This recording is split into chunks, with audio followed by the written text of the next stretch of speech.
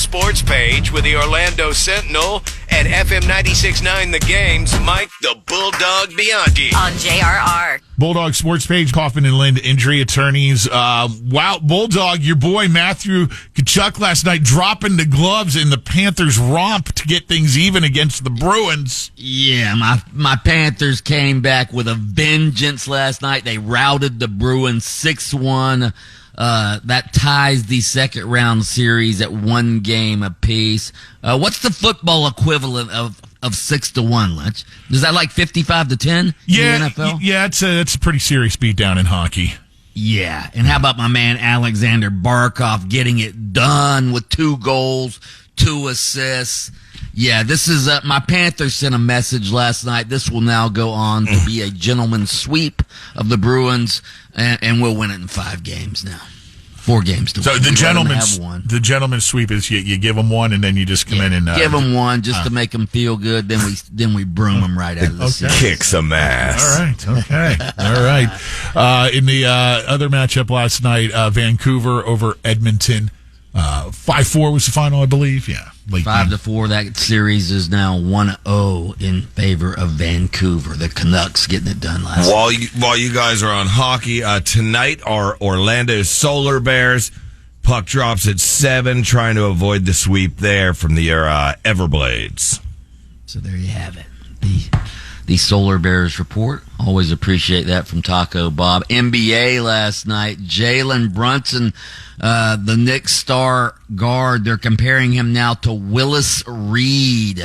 It was the 54-year anniversary of the legendary Willis Reed limping onto the court and playing through an injury in Game 7 of the NBA Finals in 1970 against the Lakers. Well, Jalen Brunson last night, he shook off a right foot injury, scored 24 of his 29 points in the final 2 quarters. That led the Knicks to a 130-121 victory over the Pacers. Knicks now lead that series 2-0.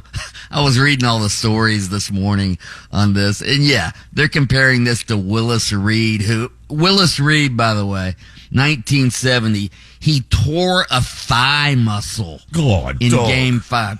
He tore a thigh muscle in Game 5 of the NBA Finals against the Lakers. He missed Game 6. In Game 7, despite the doubts that he was going to play, he famously limped onto the court during warm-ups. He even scored the first 2 baskets for the Knicks before having to leave the game due to an injury. But his presence was a motivation. Please don't compare Jalen Brunson, probably playing with a torn toenail last night, to Willis Reed. Okay. What do you think these contemporary professional athletes think when they hear tales from back in the day, as you just laid out there? You mean like Jack Youngblood playing with a broken leg? Exactly. Hey, how about Tiger Woods playing with a broken leg too? Okay, that's all. Hey man, when you have to launch back on that foot to swing, come on now. If he were carrying his own clubs, I might be more impressed. Right? You know what I mean, though, dog? Absolutely, I know what you mean. It's yes. like in today's world of load management, I do give Jalen Brunson credit for shaking off the probably the sprained pinky toe and getting back out there and playing. But yeah, not the same. By the way, Nikola Jokic wins the MVP again in the NBA, 3rd time in 4 years. The Denver Nuggets star has won MVP, and I was reading this morning. This is the 3rd year in a row that the top 3 MVP candidates. This year it was Jokic won it, Shai Gilgeous-Alexander was 2nd, and Luka Doncic was 3rd. That's the 3rd year in a row the top 3 MVP vote getters, all from out of the United States. They all had an itch on their name. What does that tell you? That tells you that the foreign dominance atop the NBA is more pronounced than ever. By the way, 4th in the voting was Giannis Antetokounmpo, who's from Greece. So top 4 this year. With that, from this country. With that line of thinking, do you have concerns for the U.S. men's basketball team at the Summer Olympics? Well, The U.S. still has the best collection of basketball players. If it was like the Ryder Cup, and you had the U.S. against all the other countries in the world, then yes, I would have concerns. Okay. Yeah, but not if it's just one great player from Greece. Yeah, one great like player. Shai Gilgeous-Alexander's from Canada, Luka Doncic from Serbia, as well as Jokic. Where is Luka? Luka Doncic is from Slovenia, I think. So anyway, all from different countries. Don't get me going on world geography. Okay, all right, guys. All right. What else we got in sports?